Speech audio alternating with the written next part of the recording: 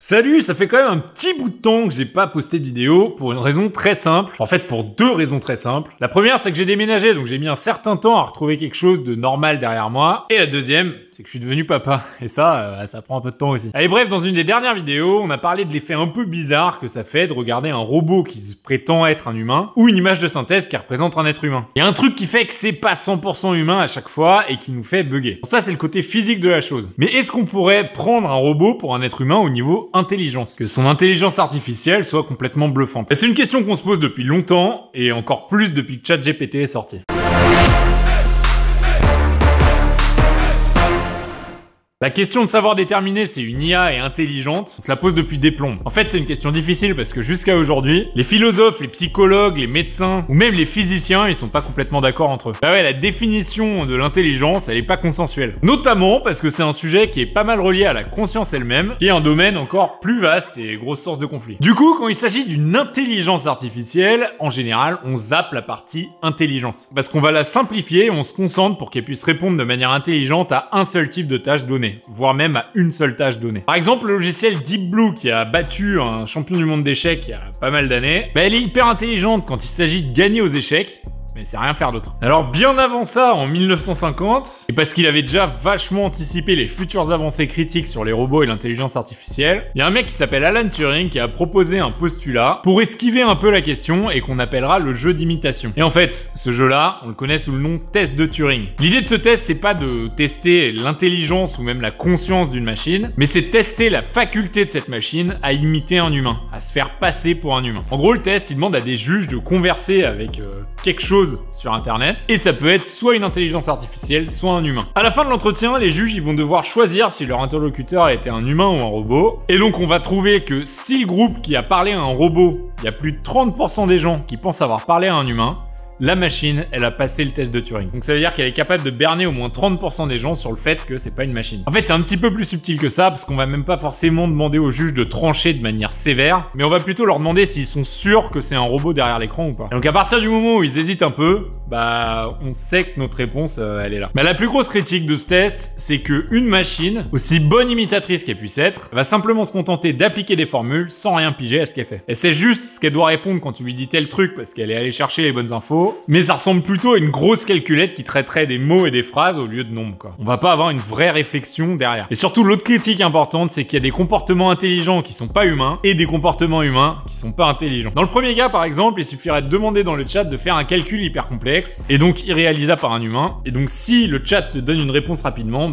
tu sais directement que c'est une machine. Et dans l'autre sens, si la machine qui te répond sur une longue conversation, elle fait jamais une seule faute de frappe, c'est un peu bizarre parce qu'il y a toujours un moment où dans une conversation, tu as raté une touche si t'es un humain. Bref, pour résoudre ces problèmes, faudrait que l'intelligence artificielle elle soit suffisamment smart pour se faire passer pour un humain en utilisant ses faiblesses. Donc pour pas trop attirer l'attention sur le fait qu'elle est parfaite. Et c'est pour ça que les juges de ce test-là, le plus souvent, c'est des mathématiciens ou des philosophes ou plus largement des scientifiques parce qu'ils vont aller tester des trucs pointus. Mais ça nous ramène au défaut du début. Une intelligence artificielle, c'est censé imiter quoi? Et c'est censé tromper qui? Parce que disons que physiquement, on ait réglé tous les problèmes qui font que tu peux voir un robot à l'œil nu, donc tu vois quelque chose et tu peux te demander si c'est un humain ou un robot, un peu comme dans Westworld. Qu'est-ce qu'il faudrait mettre dans le crâne de ce robot pour qu'elle passe le test de Turing? En fait, typiquement, faudrait qu'elle reproduise l'apprentissage comme nous on le fait depuis l'enfance. Donc faudrait qu'elle oublie des trucs, qu'elle puisse tirer des conclusions de ses expériences, et ça veut dire que ça amènerait à autant d'intelligence artificielle qu'il y a de robots dans le monde. Parce que l'intelligence, elle va évoluer toute seule dans son coin. C'est ce qu'on appelle une intelligence forte. Et donc grosso modo, le jour où on arrive à créer une intelligence forte qui sera meilleure que nous dans tous les domaines, elle serait potentiellement capable de limiter ce qu'elle nous montre elle-même de son intelligence.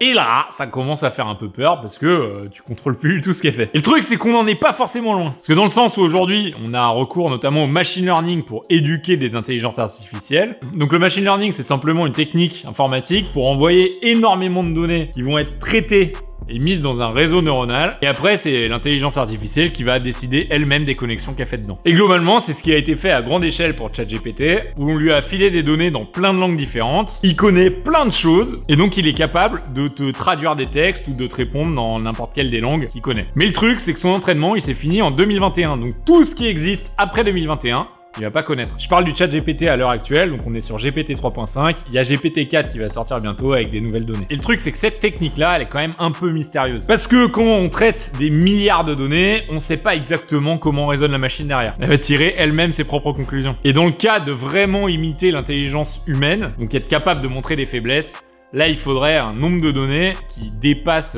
complètement ce que ChatGPT a fait aujourd'hui. Il y a quelques IA prétendants qui auraient soi-disant passé le test de Turing, dont notamment une en 2014, qui s'appelait Eugene Gultzman. C'est un programme d'une équipe russe qui a réussi à se faire passer pour un élève de 13 ans. Le seul problème, c'est que ce programme, il s'exprimait en anglais, alors qu'il était censé être ukrainien. Donc l'anglais aurait pas dû être sa langue maternelle, et donc les juges, ils auraient toléré quelques erreurs dans le texte. Mais là, le robot, il répondait nickel, quoi. Et ce truc-là, ça date pas d'hier, parce qu'en 1966, il y a un mec qui a codé un robot qui s'appelle Elisa, et c'est un programme qui pouvait se faire passer pour un psychologue. Et donc il aurait passé le test de Turing tout simplement en répétant les affirmations des juges sous forme de questions. Du style, le mec il arrive, il dit docteur, je me sens pas bien en ce moment, et le robot il va répondre je suis désolé que tu te sentes pas bien en ce moment, qu'est-ce que je peux faire pour toi? Et en fait ça marche pour plein d'affirmations, donc ça peut être assez facile de berner des gens. Et donc si tu te poses la question, ChatGPT, il refuse de passer le test de Turing. Il va te dire qu'il peut pas le faire. Parce qu'en fait, il y a des fois, tu vas lui poser certaines questions et il va juste te répondre, je suis un robot conversationnel, j'ai pas d'envie, j'ai pas d'avis, juste je te donne des faits. Donc bref, voilà, il y a énormément de choses à dire dans le monde de l'intelligence artificielle. Et si tu as envie qu'on en parle plus, n'hésite pas à poser des questions en commentaire.